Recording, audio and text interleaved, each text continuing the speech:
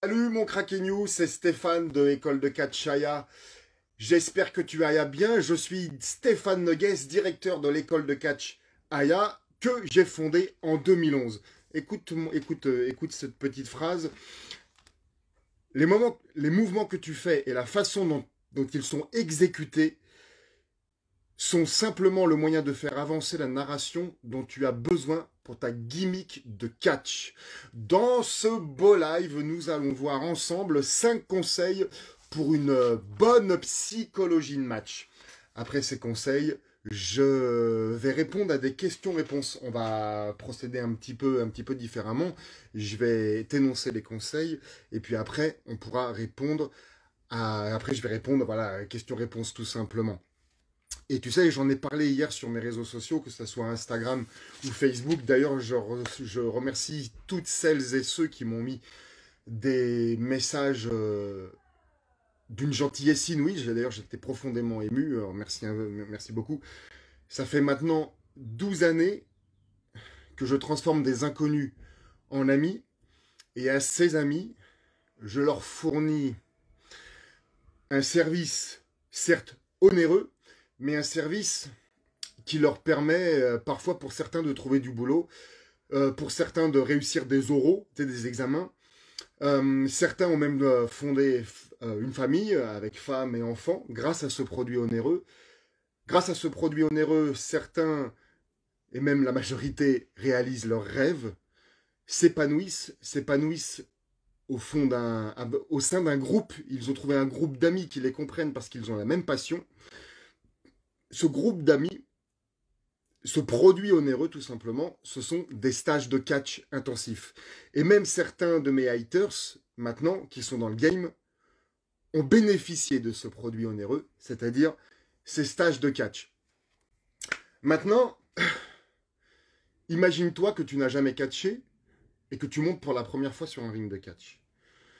Imagine-toi que tu peux enfin toucher la texture de ce ring, ou la texture des cordes, que tu peux enfin faire des roulades dessus, que tu peux enfin faire des chutes, que tu peux enfin faire ces premiers mouvements de catch que tu as vus à la télévision, sur Internet.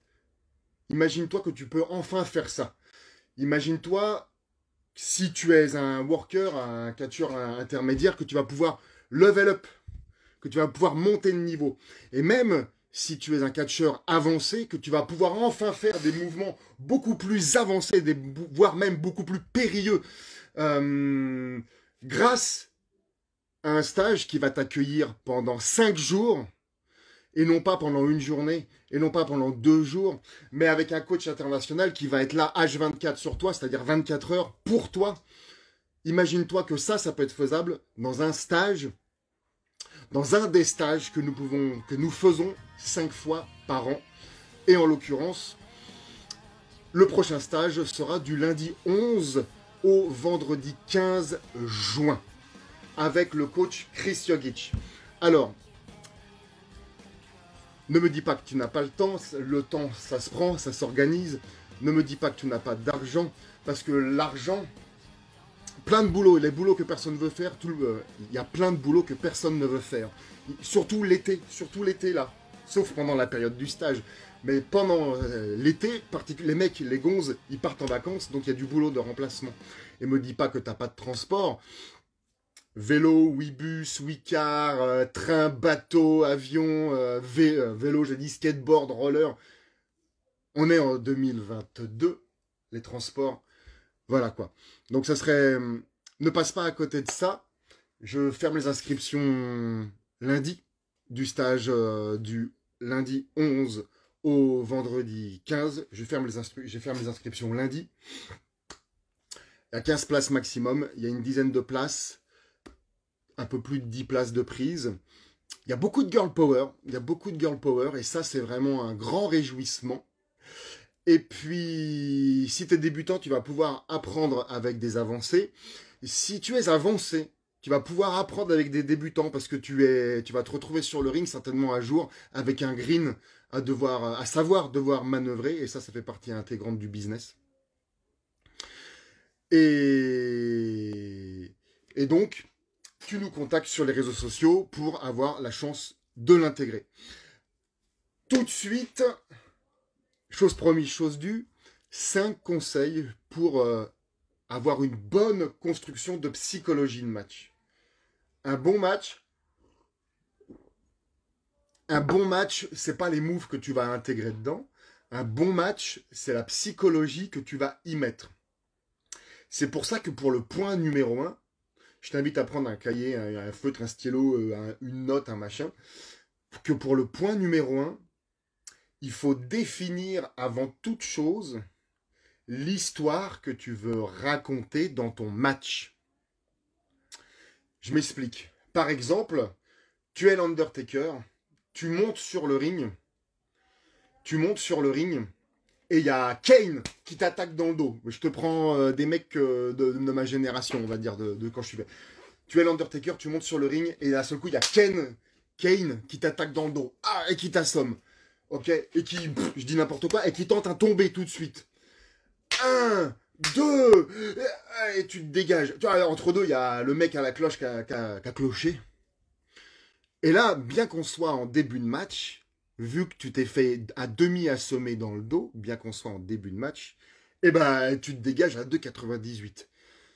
Et dans l'histoire que l'on veut dans ce match, tu reprends le dessus progressivement. Malgré que Kane te fracasse, tu reprends le dessus progressivement. Et même que tu arrives à gagner. Ça, c'est le match. C'est l'histoire de ton match. Et c'est l'histoire de ton match. Et peut-être... Ah, et je suis désolé Clément, je suis en live. On m'appelle. Clément de Ayakatch. Illustre agent technique, illustre technicien du son, lumière. Moi j'attends qu'il finisse de sonner, peut-être que tu l'entends. Ouais, voilà, merci Clem. Ça dépend aussi de l'histoire que t'impose le promoteur. Par exemple, si c'est prévu un heel turn du face ou un face turn du heel, ça dépend où tu es dans la carte aussi. Si tu es, par exemple, dans l'opener, s'il y a un break au milieu du show, si tu es dans le main event de première partie, si tu es dans l'opener de la première partie, ou si tu es carrément dans le main event. Point numéro 1, définis l'histoire que tu veux raconter dans ton match. C'est hyper important. C'est hyper important. Pour toutes les raisons que je viens de donner. Et de là, il en découle, par exemple, sur le point numéro 2, il en découle, c'est une façon de faire, c'est pas obligé de faire comme ça, mais c'est une façon de faire très efficace, que quand tu as défini l'histoire de ton match, tu commences, avant de créer ton match, de construire ton match, tu commences par la fin. Tu commences par il finit comment. Donc sur mon exemple de Kane et de Undertaker, bon bah c'est Undertaker qui reprend le dessus progressivement, et vu qu'il a repris progressivement, et même qu'en plein milieu de match, ou alors au premier quart du match, t'as Kane qui lui refait un tombé, et vu qu'il a eu le temps de reprendre ses esprits, paf, il se dégage plus qu'à 2 par exemple. Et donc c'est Undertaker qui reprend le dessus, et il finit par gagner par son bon vieux tombstone. Ok, donc tu peux, point numéro 2, définir comment se finit le match, sur quel move se finit le match. Tu pars de ce point d'appui que c'est Taker qui finit sur un tombstone. Et après, tu découes tout ton match en reverse, en fait, tout simplement. Dans quelle situation, et comment quoi. Et là, il y a un point, le point numéro 3. Le point numéro 3, c'est que ce sont les moves de catch. Ce sont tes moves de catch. Je vais répondre aux questions après. Mettez-moi les questions dans le chat, s'il vous plaît. Et je vais répondre juste aux questions après. Ce sont les moves de catch qui sont au service de l'histoire que tu vas raconter. Et c'est pas l'histoire qui est au service des moves. Je m'explique. C'est que moi je veux passer absolument mon tilt wheel neck fulguro breaker off the move. Mais oui, mais ça ne rentre pas dans l'histoire, ça ne rentre pas dans le contexte, ça ne rentre pas dans le contexte de l'histoire de ce qu'on doit raconter. Et puis en plus, t'es un striker, ou en plus t'es un lutteur. Ce que tu veux faire là, ton move de voltige, ça ne rentre pas, ce n'est pas logique. Ouais, mais moi je veux le faire. Je l'ai vu le faire à la télé, je l'ai vu le faire sur internet, j'ai vu, je te dis n'importe quoi, j'ai vu Will Ospreay le faire, moi je veux le faire. Je me souviens, il y a 15 ans, quand je luttais, c'était un show au fin fond, tiens, bah justement là, en Rhône-Alpes où je vis maintenant, il y avait un gars, un catcheur français, il passe un move, bah, le mec il tombe par terre, et plutôt que de faire le tomber, je le vois là, faire un truc tout chelou, là, le croupion en l'air. Mais qu'est-ce qu'il fait? Mais qu'est-ce qu'il fait? Mais qu'est-ce qu'il fait? Bah, il fait comme The Viper, là. Il fait comme Randy Orton. Il fait le truc comme ça avant de Claude se relève pour lui faire un spire ou j'en sais rien. Ah ouais, non, voilà, son RKO, là. Mais ça n'a aucune logique, ça n'a aucune logique, quoi. Ouais, mais il voulait juste faire ça, en fait. Donc c'était le match au service de ses moves, en fait. Alors que ça doit être les moves au service d'une histoire. C'est hyper important. C'est hyper important. Ce sont le match, ce sont les moves qui doivent te servir. Et donc c'est pour ça qu'il faut, des fois on a envie de faire ci, on a envie de faire ça, on a envie de faire ça. Moi, sur le show de samedi, au SPQR épisode 8, je veux absolument faire passer un move où tout simplement tu as la corde, le mec il monte sur la corde et tu as deux mecs qui le catapultent. Donc du coup ça fait monter super haut le lutteur, mais ça le fait monter super haut, quoi. Ça le fait monter. Donc t'as le tablier, là, t'as la hauteur du ring qui fait 1 mètre. Ouais, ça le fait monter, je sais pas, à 3 mètres, 3 mètres 30.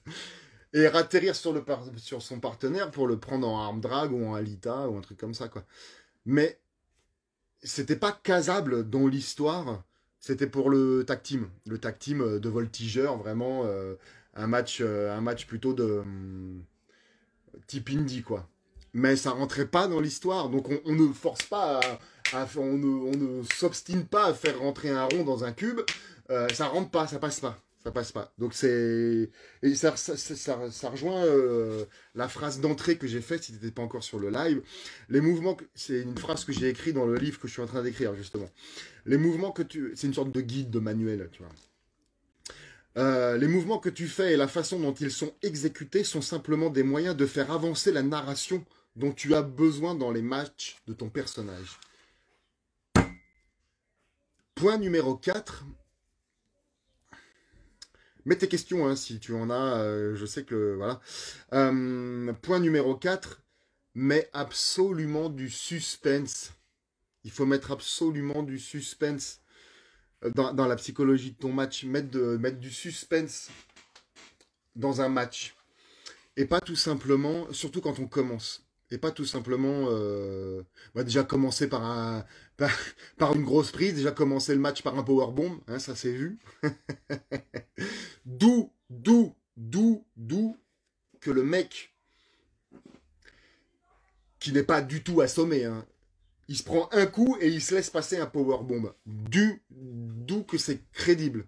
Et puis, vu que tu sais pas quoi, vu quand c'est particulièrement les débutants, et vu qu'au bout d'un moment tu sais plus quoi faire, et ben en milieu de match tu fais une main blanche. Ça s'est vu, hein, moi je l'ai vu, hein, devant un public payant. Hein. C'est, à la limite, à la fête à la quenelle, bon, juste, à la limite sur un show de la fête à la quenelle, outre que ça fait passer une fois de plus les catcheurs français pour des branques. Mais là en plus c'était devant des catcheurs payants. Donc mets du sus. Donc voilà. Si par exemple tu veux passer un powerbomb, évidemment ça se met pas à n'importe quel moment du match et il est beaucoup plus intéressant pour l'histoire que tu racontes pour faire vibrer le public que le powerbomb qui par exemple est ton move final. C'est un mouvement simple, par exemple celui de Kevin Nash au Diesel. C'est le finish de Kevin Nash, tu sais, de Diesel. Ou par exemple, peu m'importe si tu connais pas Kevin Nash ou Diesel, c'est ton finish. Powerbomb. Ou Chokeslam. Ok, Chokeslam. Tease, ton beau, ton beau chokeslam, ton beau powerbomb tout le long du match, par exemple. Ou ça arrive, par exemple, je sais pas, tu dois passer un powerbomb dans une table, par exemple. Tease le powerbomb, ça n'est pas du tout intéressant, à mon sens. Où le mec, il bloque une fois, il le contre une fois, et puis finalement, ça passe tout de suite dans la table. Il y a une quinzaine de jours, j'ai défendu mon titre de champion européen. Et d'ailleurs, c'est mon adversaire qui a gagné, Ben Damage, bravo. C'était un match extrême, un table match d'ailleurs, et où on avait même la cerise sur le gâteau, on avait des chaises, on avait kendo stick, on avait des Lego, et donc on n'a pas cramé toutes les cartouches parce que dans le show précédemment, il y avait un match qui avait une échelle, donc on n'a pas, donc on était en main event, donc voilà, on avait des grosses cartouches pour nous. Bon bref, on a teasé de la sortie de table sous le ring, on l'a pas sorti tout de suite. Tu vois, on a teasé, on met du suspense. On a teasé de la sortie de table jusqu'au bump dans la table. Et une fois qu'il y avait la table excuse-moi, d'installer, dessus il y avait une chaise, dessus il y avait les Lego, ben je n'y suis pas parti tout de suite. On a teasé ça avant que malheureusement je m'effondre dedans. Il y a un de mes amis du public qui l'a filmé depuis le public, donc sa profession c'est pas du tout caméraman, mais il y a mieux à regarder, mais il y a beaucoup plus pire à regarder. Au cas où c'est en ligne, tu tapes Stéphane Noguès versus Ben Damage, ou si ça t'intéresse, je pourrais le mettre en story, mettre le lien. Et donc voilà, c'est pareil. Souvent, tu sais, sur Instagram, il y a des... Parce que je m'intéresse beaucoup au hardcore, à l'extrême, tout ça, bien que je ne sois pas fan de Bloody. Mais je vois, ça défile sur les Insta, des moves de l'enfer qui se font dans des néons, dans des spots, dans des machins. Bon, bref, dès qu'il y a du sang, moi, ça me plaît pas trop. Je préfère la dimension cascade, Hardy Boy, Dudley Boy. Bon. Mais les mecs, ils se prennent un spot de l'enfer, donc déjà, ils en font probablement 10 par match, c'est beaucoup trop, mais c'est beaucoup trop. C'est vraiment de la confiture. C'est des cochons qui font de la mauvaise confiture pour des cochons, quoi. Bon, ça, c'est qu'un avis personnel. C'est beaucoup trop, 10 gros spots par match, c'est beaucoup trop. Mais s'ils en font pas 10, ils en font 7. En termes de psychologie de match, comment tu peux te relever de tout ça, quoi. Et ouais. Donc il tease même pas, il essaye une fois de le lever, ça passe pas, il lui met un petit coup tout beau de baie, puis finalement le deuxième ça passe. Il faut mettre du rebondissement, du suspense dans vos matchs. Ah, je vois des questions là qui s'affichent, là notamment Tétoirie. Je vois des questions qui s'affichent. Je vais y répondre après. Restez là, c'est super passionnant. Est-ce qu'un promoteur peut t'imposer un finisher, c'est ça, ou proposer un finisher. Okay. Et le cinquième point. Alors je vais faire tout mon possible pour bien le structurer. Ne faites pas. Et c'est particulièrement des craquignoux qui veulent et qui font des matchs type catch indie, catch indépendant. Pour celles et ceux qui ne savent pas, je synthétise rapidement. Par exemple, des catchs VVE seront basés sur la réalité, sur la crédibilité. Outre que la VVE par Vince McMahon veut faire un produit Walt Disney, ils veulent aussi concurrencer l'UFC. Donc ils cherchent à faire un produit crédible. C'est pour ça que Vince McMahon, le chef de la VVE, sanctionne économiquement sur le cachet des catcheurs quand ils se mettent à slapper un coup. C'est-à-dire taper sur ta cuisse pour faire le bruit comme si c'était le pied qui était dans la tête du gars. McMahon sanctionne économiquement les catcheurs qui font ça. Alors que c'est vraiment la spécialité, il y en a même 1000 fois trop, dans le catch indie. Et dans le catch indie, ils vont faire 1 million de moves où ils atterrissent sur la nuque, sur la tête, sur l'épaule, en dehors du ring, et se relever comme un dimanche matin pétillant. Donc ça, en termes de mangue. Mais, à la limite, Ça, c'est ce qu'on appelle un choix éditorial. Par exemple, c'est le choix éditorial de la fédération américaine, qui au demeurant, j'aime beaucoup. La PWG, Pro Wrestling Guerrilla. Si tu connais pas, je t'invite à... C'est ce qu'on appelle des matchs de spot. Donc ça, c'est un choix éditorial et c'est vraiment que pour les smart, quoi. Des matchs de spot. Matchs de spot. Donc, c'est vraiment très important pour une bonne psychologie de match de ne pas faire une succession de moves à haut risque où il y a fort impact, tu sais, en DDT, fort impact sur la nuque, fort impact sur la tête, et de toujours te dégager à 2,98 et finalement de te coucher sur un move à un peu plus petits impacts. Ah bon, bah d'accord, il se couche sur celui-là. Ok, ça marche. Il s'est pas couché sur les 19 autres, mais il se couche sur celui-là. En fait, c'est-à-dire que ça ne fait plus... pour un public francophone, ça ne les fait plus vibrer. Ils attendent que ça se passe. Arrête. Ils attendent que ça se passe. Tu mets ton processus vital en jeu pour... Oui, il y a des smarts dans le public. Des gens qui attendent ça, qui vont comprendre, qui vont savourer. Mais pour un public francophone, tu mets ton processus vital trop en danger.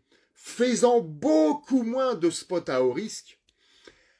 Amène-les, tease-les, et quand ça arrive, tu les as fait vibrer d'émotion, et quand ça arrive, waouh, ils vont se souvenir du mec qui est passé à travers la table. On avait fait ça pour un main event sur un show SPQR où il y avait un gros bump, c'était Léo Gonzo qui passait à travers une table passé par Big Sabri. Et là, il y a Mila Schmid qui est témoin. Normalement, le move était beaucoup plus prévu, beaucoup plus dangereux. Beaucoup plus dangereux. Et donc, je l'ai fait répéter au moins 5 fois en petit, un petit peu plus en grand.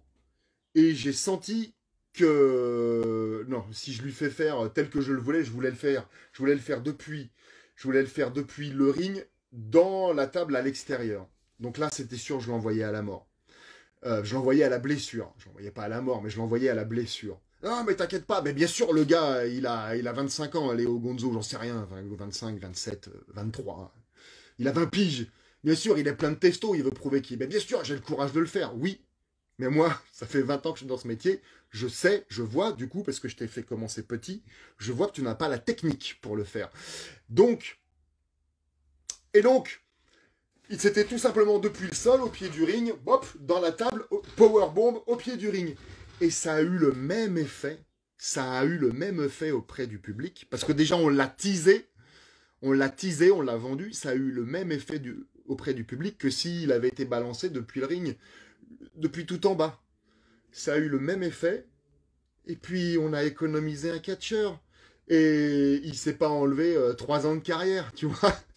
Et il n'y en a eu qu'un seul. Non pas qu'on est radin, tu vois, mais il faut être intelligent. Il faut être intelligent. Il faut avoir la science du spectacle. Moi, mon drame, c'est que je déplore, même des gars du circuit français qui sont dans le game depuis des années, je déplore qu'ils n'ont pas la science du spectacle. Et moi, je me targue d'apprendre ça à mes élèves. Même, et quand j'envoie des élèves en show qui sont pas forcément les plus athlétiques et qu'on me rappelle, ouais, on a vu le niveau des gars d'Aya et on veut intégrer cette école, là pour le stage de juillet, là avec Chris Logic, du 11 au 15 juillet. Putain, mais je suis hyper fier, c'est parce que les mecs n'ont pas tout misé sur leur exploit physique, ils ont misé sur leur construction de personnage et leur construction de match. J'ai tout gagné, et toi, en tant que catcheur, t'as tout gagné. Je récapitule les 5 points, et après, je réponds aux questions. Définir l'histoire que tu veux raconter dans le match. Point numéro 2, définir, c'est une option, c'est pas obligé, mais c'est très intéressant, et ça aide beaucoup. Définir par quoi ça va finir, par quel move ça va finir, et par qui il passe. Point numéro 3, ce sont les moves qui sont au service de l'histoire que tu veux raconter. Ce sont les moves qui sont au service du match, de l'histoire. Et c'est pas le match, c'est pas l'histoire qui est au service des moves. Point numéro 4, mets du suspense et des rebondissements dans ton fucking match. Je t'en prie, mon Clem, tu m'as appelé, tu pouvais pas savoir, enfin, si, tu devrais savoir que je fais un live. Et point numéro 5, ça ne sert à rien, pas de succession de moves hyper à haut risque et à fort impact, alors que tu vas finir sur un truc plus petit. Et d'ailleurs, même au bout de 20 ans de métier, j'ai appris là récemment que pour un public francophone, finir sur un finish, même impressionnant soit-il, si impressionnant soit-il, finir sur un finish qui finit de face, par exemple un DDT ou machin, parce qu'il y a toujours une chance sur deux pour que ça passe à ça du sol et pas à ça, tu vois. Finir sur quelque chose comme un DDT ou un face bump, c'est moins crédible pour un public francophone que de finir sur une chute, un move à fort impact dorsal. Voilà pour le récapitulatif. Donc maintenant, je vais passer au live. Je vais passer aux questions. Aux questions, tu peux continuer à me les mettre. Les questions, à me les poser, pardon. Tac, tac, tac, bienvenue à Dom, bienvenue à Harold, Dylan, tac, tac, tac, tac, tac. Tac tac, bonjour, coucou, bonjour Nico, bonjour Psycho Kid, bonjour. Donc ça c'était au début du live, bonjour, bonjour. Il y a du beau monde qui est là, tac tac, bonjour. Alors, vous envoyez une demande, bonjour. Alors, bonsoir Stéphane. Une question posée par Tétoirie. Tétoirie, t'es booké également fin juillet, hein, je crois. Et t'as été booké là récemment également sur un show aussi, je crois. Bonsoir Stéphane, est-ce qu'un promoteur peut proposer un finisher? Oui, il peut te proposer un finisher. Normalement, s'il connaît bien son métier, c'est pas un finisher qui n'est pas du tout en adéquation. Alors, je vais structurer mon truc. Si c'est un promoteur qui connaît son métier, normalement, il te propose un finisher qui est en adéquation avec ta gimmick et en adéquation qui corrobore au show, au match qu'il te propose. Si c'est vraiment, et s'il te propose un finisher qui n'est pas en adéquation avec ta gimmick, qui est complètement à côté de la plaque, tu lui réponds oui. Mais est-ce que je peux te proposer un autre angle de vue où tu tournes les choses de façon à ce qu'il croit que ce soit lui qui en ait eu l'idée. Mais de principe, tu dis pas non. No way. Ce que dit le chef, non, ce que fait le chef, c'est bien fait. Et ce qu'il dit, c'est bien dit. Donc t'es intelligent, quoi. Hein, chez Aya, chez ECA, Aya Catch, école de catch Aya, on est intelligent, on est fin, on n'est pas des gros bourrins. Salut, bonsoir. Est-ce qu'un peu promoteur proposer peut proposer un autre finisher parce qu'il juge que ce move conviendrait mieux à la gimmick? Oui, mais oui, alors oui, et il faut écouter. Ça c'est sûr qu'il faut toujours, il faut écouter ce que les piou-piou ont, ce que les autres, ce qu'il a à proposer, bien sûr, parce que en général c'est un mec de métier, et il a certainement quelque chose de pertinent à te proposer. Posez vos questions, hein. Adrien qui a été booké sur un show la semaine dernière, ou il y a 15 jours, je ne sais plus. Bah déjà, évidemment, la semaine dernière, là, sur la SPQR, et puis où tu as arbitré Amal, qui s'illustre à la VVE NXT. Tu dis commencer par la fin dans un match. Peut-être que tu peux m'en dire un peu plus, s'il te plaît. Ah, mon Adrien, je ne t'en dis pas un peu plus.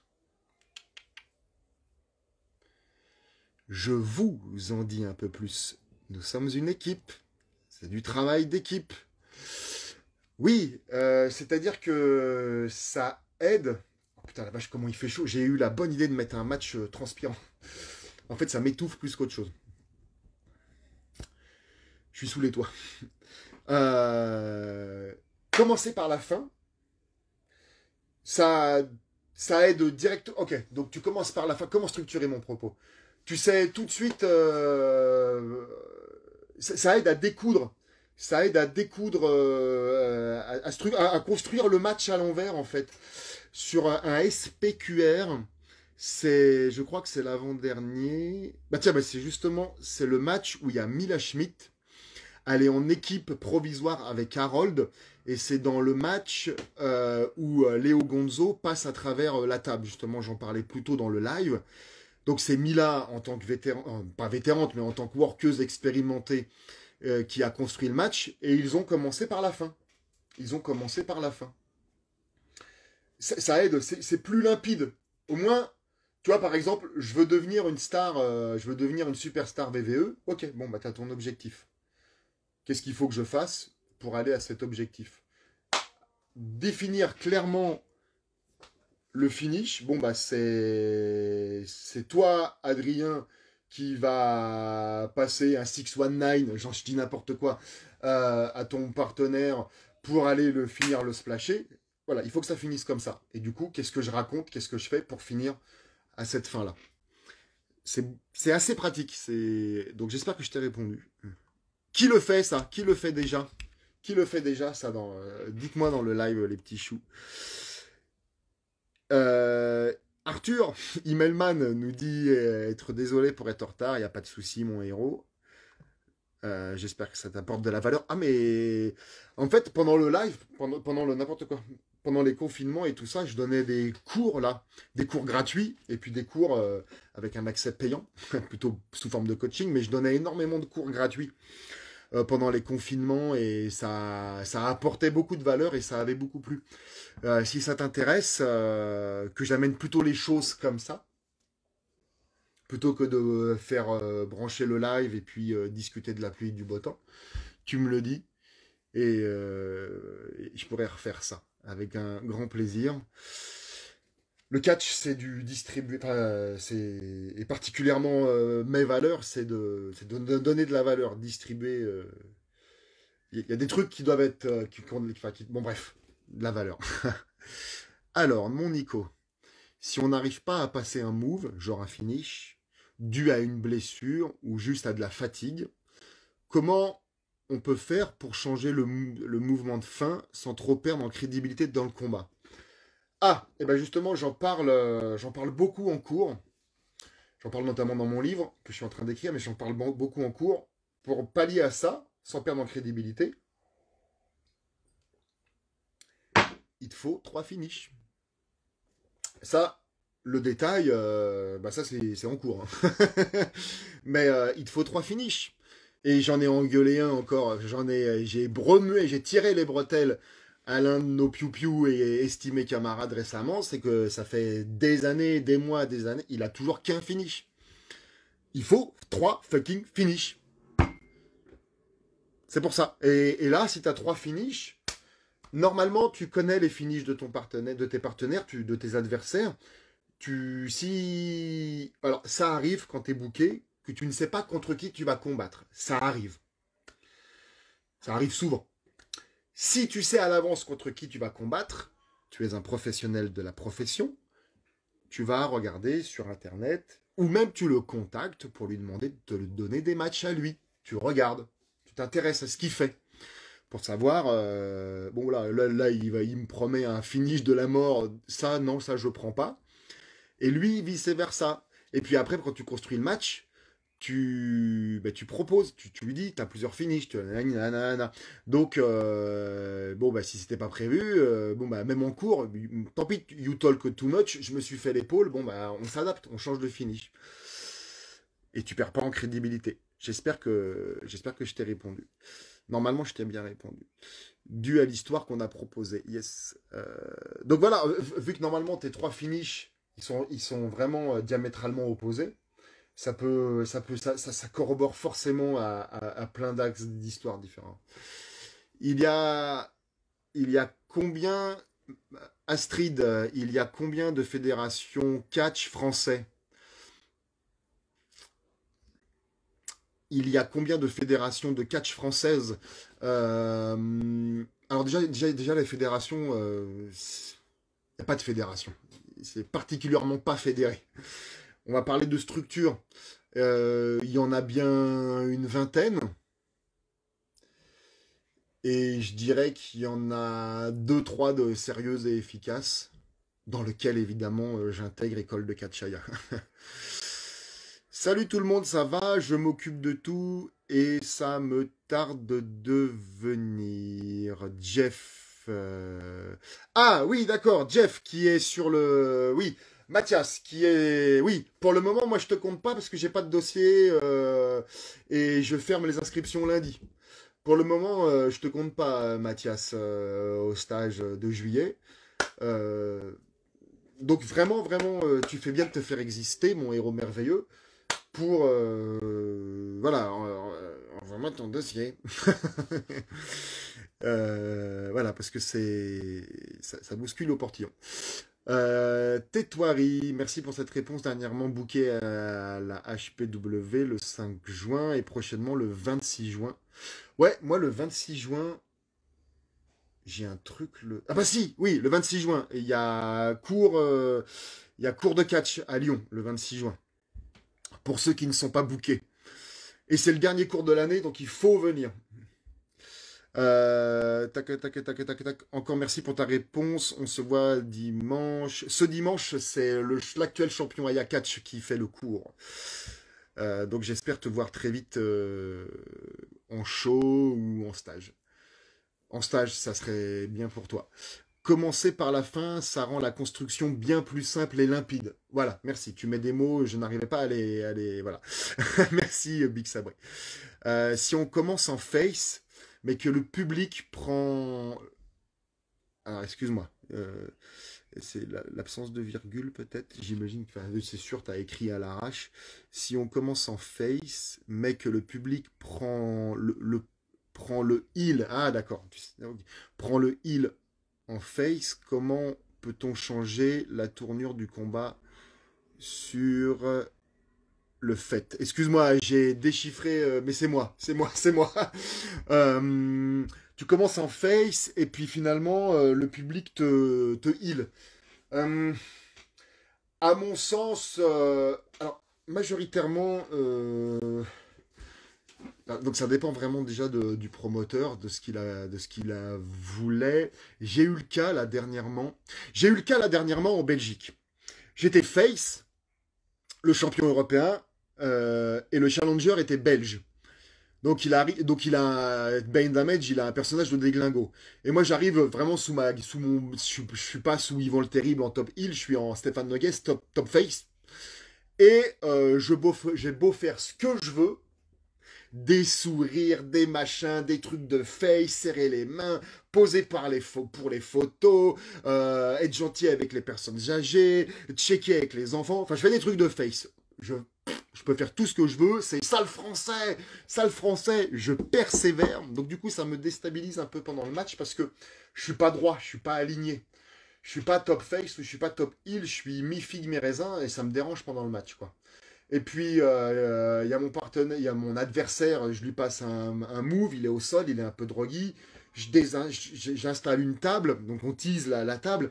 Et puis, oh fuck, au bout d'un moment, je turn heel complètement. Je vais le taper au sol, bouge pas. Ça me laisse du temps pour démonter. Au bout d'un moment, j'ai turn heel, quoi. Et,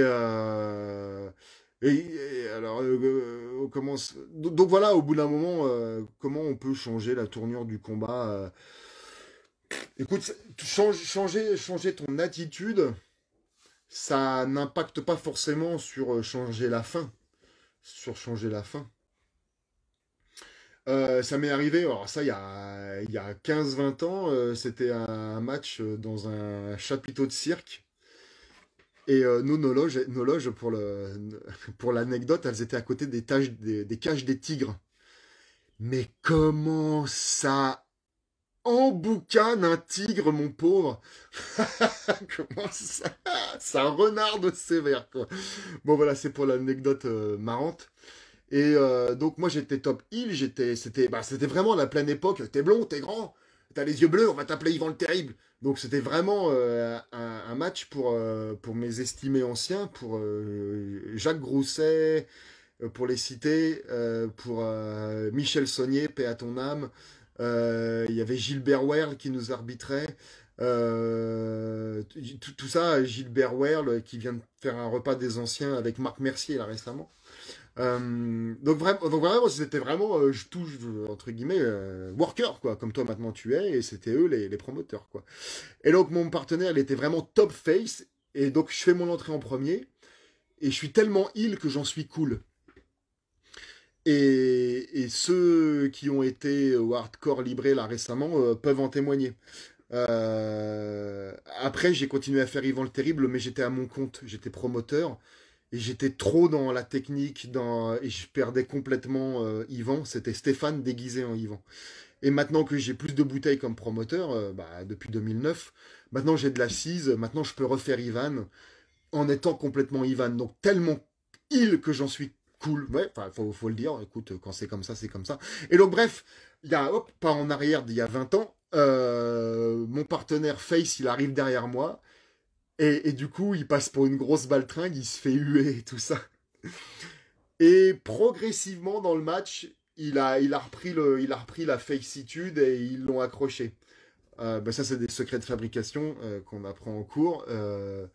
Et j'ai fait ce qu'il fallait pour le faire briller. Hein, on travaille à deux. Donc, et du coup, ils m'ont oublié. Parce que c'était Jacques et Michel voulaient que ça soit lui qui gagne et que ça soit lui le beau, comme il disait. Donc j'ai fait ce qu'il fallait pour le faire briller et qui ne m'acclame pas. Mais des fois, tu peux faire tout ce que tu veux. Quand ils t'ont choisi, ils t'ont choisi.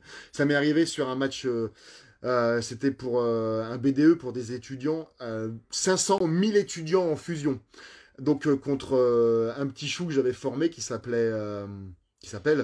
cascadeur, mais que je l'avais formé au catch, qui s'appelait, sa gimmick c'était Justin Saturn, un super acrobate, un super performeur. Et donc tout mignon, une sorte de clone de John Cena. Mais c'était 500 000 plus même. Il y a la vidéo sur YouTube. Étudiants en liesse et ils pouvaient faire tout ce qu'ils voulaient. Ils en avaient Yvan. Et ben c'est pas grave, ça change pas forcément la fin. Voilà pour ma réponse à rallonge. Je vais faire des réponses un peu plus courtes. On a encore 10-15 minutes ensemble. Avoir des mouvements alors Harold, avoir des mouvements qu'on passe tout le temps peut-il aider à créer un match? Oui, oui, oui mon gars, mon chat pardon. Ça s'appelle avoir un set move. Ça s'appelle avoir un set move. Tu as ton set move de special move. Par exemple, entre autres, tu as ton set move de special move et tu as ta série de finish. Mais cette question m'étonne. C'est particulièrement avec ton set move qui comprend tes special moves et tes finishes que tu construis un match. Tes moves que tu passes tout le temps, que tu déroules, c'est avec ça que tu construis un match, mon héros. Tac, tac, tac, tac, ça serait avec plaisir. Arthur, j'espère qu'on va te revoir vite en match, en stage. Ah merde, Adrien, dernier cours de l'année. Oui, il y a cours ce dimanche là. On sera le 19. Moi, je suis en coaching, donc c'est pour ça que ça sera l'illustre Machete qui vous fera cours. Et après, le dernier cours de l'année, à la salle de Lyon-Villeurbanne, ce sera le 26. Et après, il y a le stage de juillet. Yvan, président. Yes.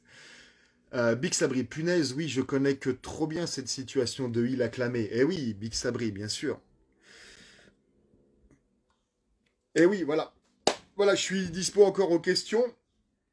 Sinon, on va finir tranquillou, gilou ce petit live. Donc, pour ceux qui n'étaient pas là au début du live, je vais récapituler les 5 conseils pour avoir qui peuvent. Il y a d'autres conseils, mais 5 conseils qui vont t'aider à avoir une bonne psychologie de match.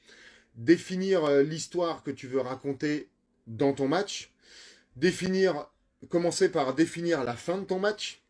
Ça t'aide à dérouler, c'est beaucoup plus simple.